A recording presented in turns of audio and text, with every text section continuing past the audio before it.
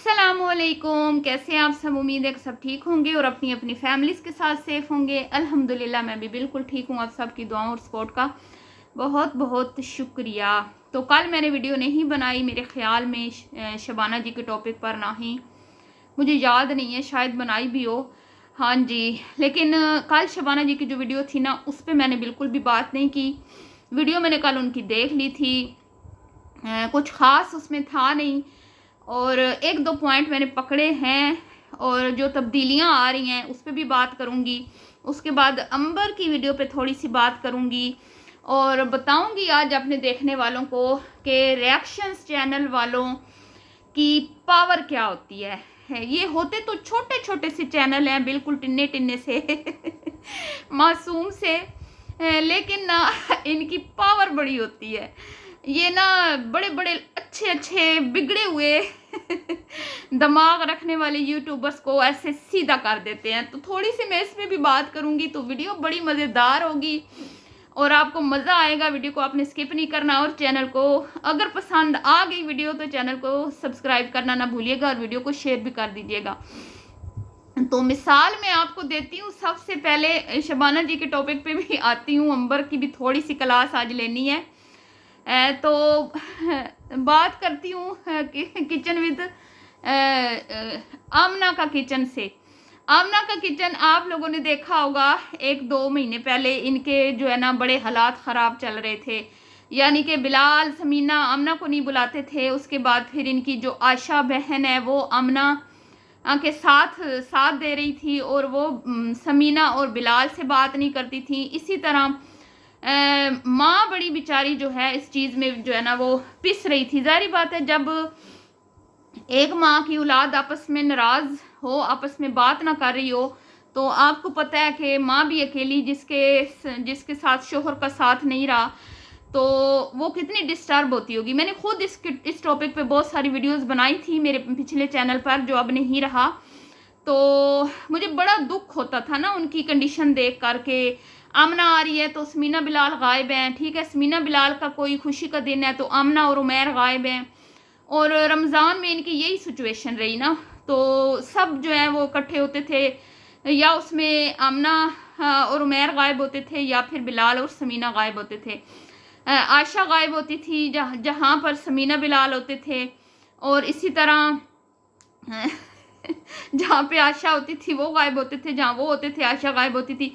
तो बड़ा इनका आपस में ना चल रहा था। तो क्या हुआ कि रिएक्शंस चैनल वालों ने कमेंट्स तो लोग करते ही हैं, जाहिर बात है, नीचे बहुत ज़्यादा कमेंट्स किए गए। कभी समीना को ख़ास तौर पे बहुत क्रिटिसाइज़ किया गया, और यहाँ तक कि मुझे तो ये भी शक होने लगा था कि ये जो उम्रा पे लेके गए ना, पहले मैंने बड़ा इनको अप्रिशिएट किया कि ये उम्रे पे लेके गए अम्मी को। बाद में मुझे इनके हालात देख के ये ख्याल आया कि कहीं ये अपनी बेटी को वजह से तो अपनी अम्मी को साथ नहीं लेके गए थे कि अम्मी संभालेंगी अनफा को। तो ये सारी सिचुएशन चल रही थी। मैंने भी काफ़ी सारी इस पे बात की और भी सारे रिएक्शंस चैनल वालों ने ये बात हाईलाइट की। तो उसका असर ये हुआ कि ईद वाले दिन ये सारे बहन भाई एक हो गए, और उसके बाद फिर बिलाल ने बहनों को शॉपिंग भी करवाई, कपड़े भी दिलवाए, आइसक्रीम भी खिलाई, खाना भी खिलाया। अम्मी के लिए फिर वो इयरिंग्स भी लेके आया, टॉप्स थे शायद, और मतलब बड़ा अच्छा हो गया ना। सारे मिलके फिर वीडियोस बनाने लगे, और आपने देखा होगा सारे एक दूसरे की वीडियो में आने लगे, बड़ा मज़ा आने लगा। ठीक है, अंदर खाने कुछ ना कुछ वो तो हर घर में होता है। देखें, अब हम ये नहीं कह सकते कि हमारे ख़ानदान में या हम बहन भाइयों में या रिश्तेदारों में कोई छोटी मोटे मसले मसाइल हर घर में होते हैं। सिर्फ हम लोग ये कहते हैं कि सोशल मीडिया पे इन चीज़ों को हाईलाइट नहीं करना चाहिए। इसका जो असर है ना वो गलत सोसाइटी पे पड़ता है। सिर्फ हमारे रिएक्शंस बनाने का मकसद ये होता है कि आप लोग आपके अंदर की जो मसले मसाइल हैं उनको सोशल मीडिया पे ना दिखाया करें, ताकि लोगों को गलत मैसेज ना जाए। लोगों के अंदर प्यार बांटा करें, मोहब्बत बांटी करें, नफ़रतें मत बांटा करें। तो ये चीज़ आमना लोगों ने बखूबी समझी और पलट कर किसी को जवाब नहीं दिया। बहुत सारे रिएक्शंस बने, बहुत सारी वीडियोस बनी, लेकिन मजाल है कि इस फैमिली ने किसी को भी पलट कर जवाब दिया हो, चाहे मोमना हो, आयशा हो, आमना हो, मरियम हो, उमैर हो, बिलाल हो, सब ने, मैं कहती हूँ बड़ा ये अच्छे लोग हैं। इस मामले में इनका बड़ा दिल है और क्रिटिसिज्म को ये बर्दाश्त करते हैं, और जो लोग इनको बताने की कोशिश कर रहे होते हैं ना कहीं वो ये चीज़ समझ जाते हैं। तो इन्होंने अच्छे से समझ ली है वो बात। अब छोटा मोटा रिएक्शन होता है, कहीं कहीं कोई छोटी मोटी मिस्टेक्स होती हैं, लेकिन जो बहन भाइयों की नाराज़गी थी ना वो ख़त्म हो चुकी है।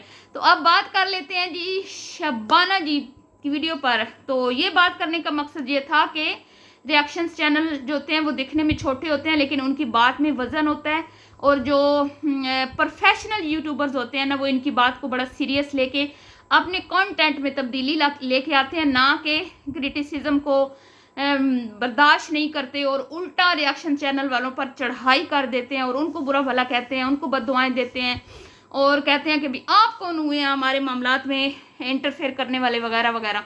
तो ऐसा बिल्कुल इस फैमिली ने कभी भी नहीं कहा।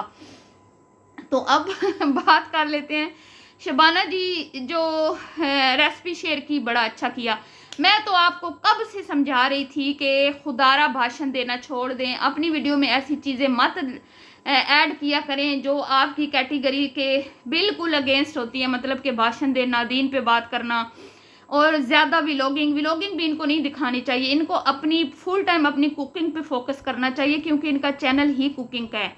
तो इससे क्या होगा कि इनके एक तो व्यूज़ ज़्यादा आएंगे, दूसरा एक रिएक्शन चैनल वालों को कोई इतना ख़ास रिएक्शन क्या कहते हैं उसमें से पॉइंट नहीं मिलेंगे कि इनकी वीडियो पे जो है ना, मतलब जैसे हम जाहिर बात है हमने तो गलत चीज़ों के को ही पॉइंट आउट करना होता है ना। अगर कोई अच्छा काम कर रहा है तो फिर हम आके उसके ऊपर वीडियो नहीं बनाते, क्यों वो कर रहे माशाल्लाह करता रहे।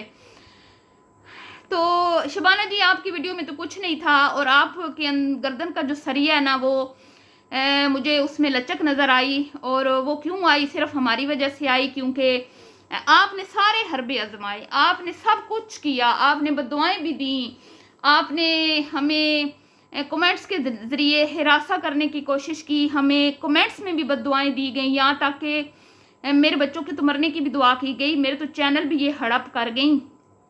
तो सारा कुछ इन्होंने करके देख लिया, सब कुछ कर लिया, केस की धमकियाँ, एड्रेस निकलवाने की धमकियाँ, तो मुझे तो कहा गया तुम आओगी तो तुम्हारा वेट कर रहे होंगे आगे एजेंसीज वाले, जैसे ही तुम एयरपोर्ट पे उतरोगी तो तुम्हें वहीं पे दबोच लेंगे वगैरह वगैरह। तो मैं उनको कहूँ कि मैंने यहाँ पे ना अपना TRC बनवा लिया 2 साल के लिए, तो मैं आ नहीं रही हूँ, इंतज़ार करो मेरा।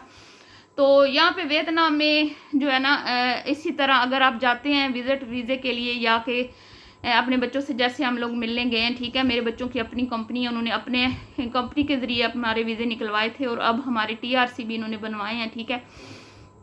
तो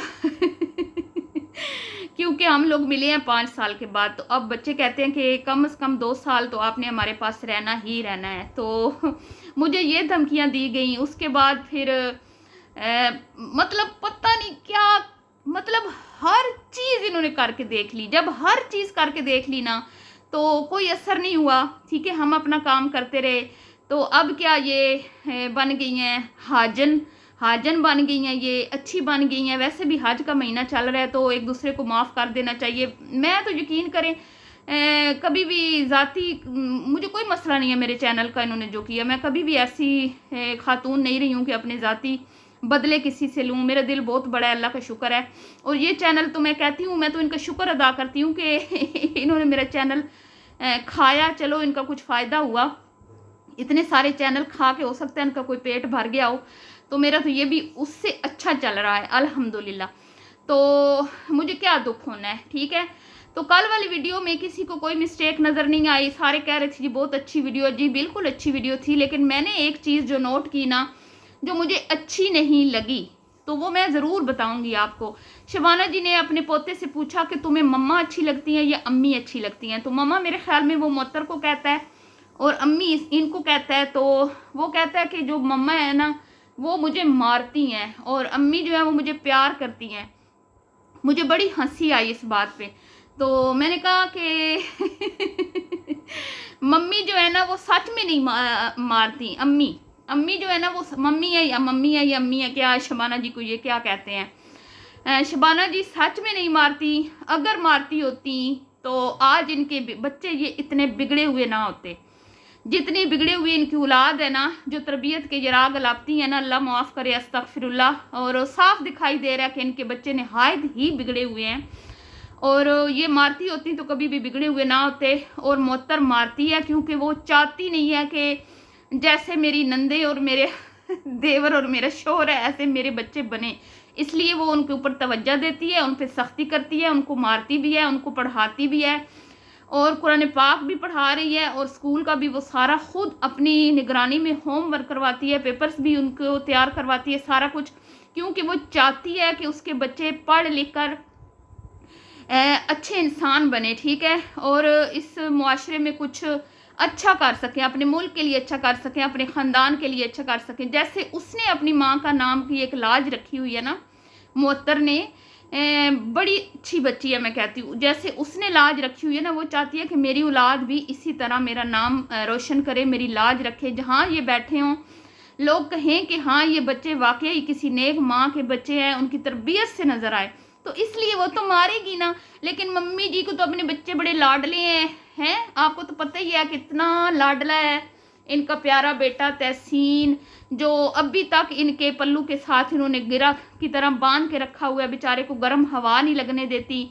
बाप इतनी इतनी लंबी ड्राइव करके जेलम तक जाता है और बेटा पीछे बैठ के गेम खेल रहा होता है। तो यहीं से अंदाज़ा लगा लें कि अम्मी क्यों अच्छी लगती हैं और मम्मा क्यों नहीं अच्छी लगती, ठीक है। तो अब आ जाते हैं अंबर की आज की वीडियो पर। अंबर की आज की वीडियो जो है ना, उसमें वैसे तो कुकिंग पे तो मैं बात ही नहीं करती, क्योंकि मैं खुद भी कोई इतनी अच्छी कुकिंग नहीं करती, ठीक है। वो उल्टा बनाए सीधा बनाए खाना तो उसने खुद होता है ना बकौल उसके, ठीक है। और ना ही उसका कुकिंग का चैनल है जो मैं कुकिंग में से कीड़े निकालूं। हाँ, लेकिन मुझे 2-3-4 बातें ऐसी अजीब लगी ना, मैं हैरान पैरान रह गई। क्या कि पिछली ईद पे इसने शॉपिंग नहीं की, जो पिछली ईद थी वो थी शॉपिंग करने वाली, ठीक है, उस पे इस मोहतरमा ने शॉपिंग नहीं की। एक सूट इनके हस्बैंड ने ला के इनको दे दिया डब्बे में पैक करके, हालांकि छोटी ईद पे औरतें 3-3 सूट बनाती हैं जिनको अल्लाह ने दिया हुआ पैसा, ठीक है। हम जैसे लोग तो एक एक ही सूट बनाते हैं, मजाक कर रही हूँ।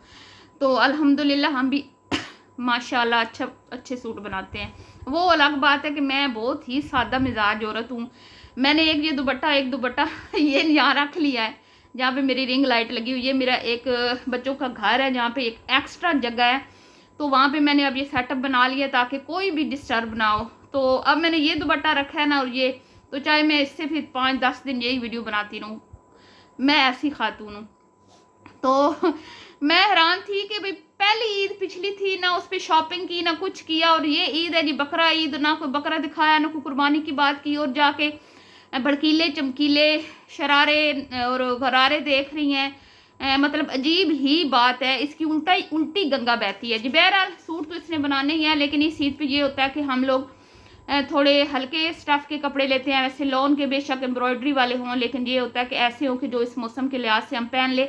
लेकिन यहाँ पे जी भाई दिमाग भी अब क्या कहें, शबाना जी की बेटी जो है कुछ भी कर सकती है, इसलिए अजीब मेरे ख्याल में लगना नहीं चाहिए, इसलिए मुझे लगता है मैं गलत हूँ, मुझे अजीब लग रहा है।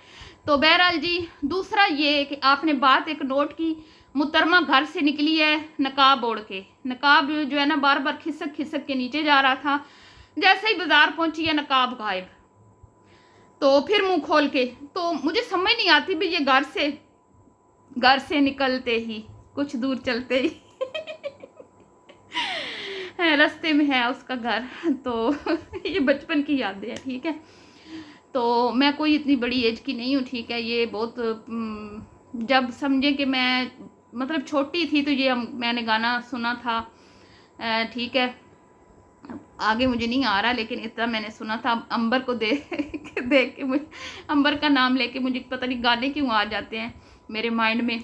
तो वो ना घर से निकलते वक्त यहाँ पे वो नकाब था, और मैं सोच रही थी कितनी अच्छी लग रही है अंबर, मैं भी ऐसा क्यों ना वो निकाब ले लूँ ताकि ये जो मास्क है ना इनसे मेरी जान छूट जाए। तो यहाँ पे मुझे वियतनाम में तो वो ढूंढने पड़ेंगे, यहाँ पे तो बड़ी मुश्किल से मिलेंगे, शायद ऑनलाइन मंगवा लूँ मैं। तो क्या हुआ कि मैंने कहा कितनी अच्छी बच्ची बन गई है, इतने अच्छे से अपने शोहर के लिए शरबत बनाया, खाना बनाया, इतने अच्छे चावल बनाए, और अब बाहर जा रही है शॉपिंग करने के लिए, कितना अच्छा बाया पहना है, फिर नकाब लिया है, और थोड़ी देर बाद सारी मेरी उम्मीदों पे पानी फिर गया, मेरी सारी उम्मीदों पे पानी फिर गया जब उसने फिर से अपना फेस जो है वो सबके सामने खोल के रख दिया। तो मैं कहती हूँ कि ये, और उसके बाद जो फिर कमेंट्स में इसने लोगों की, कहती हूँ ना मैं कि छित्रोल की है इस लड़की की कुछ समझ नहीं आती। मैं कहती हूँ इतने सारे चैनल्स को हम लोगों ने सीधा कर लिया, यहाँ तक कि शबाना जी भी जो है ना वो भी हार मान गई हमारे सामने। ये लेकिन ये लड़की जो है ना, इसकी खोपड़ी नहीं, खोपड़ी नहीं मैं कहूँगी इसकी उल्टी, जैसे मैं कहती हूँ गंगा बहती है। इसको तो अब शुक्र अदा करना चाहिए था कि रिएक्शंस चैनल वाले थोड़े हल्के हो गए हैं। तो इसने फिर से वही काम किया और अपने व्यूअर्स का दिल दुखाया, अपने व्यूअर्स की इंसल्ट की और उल्टे सीधे जवाब दिए।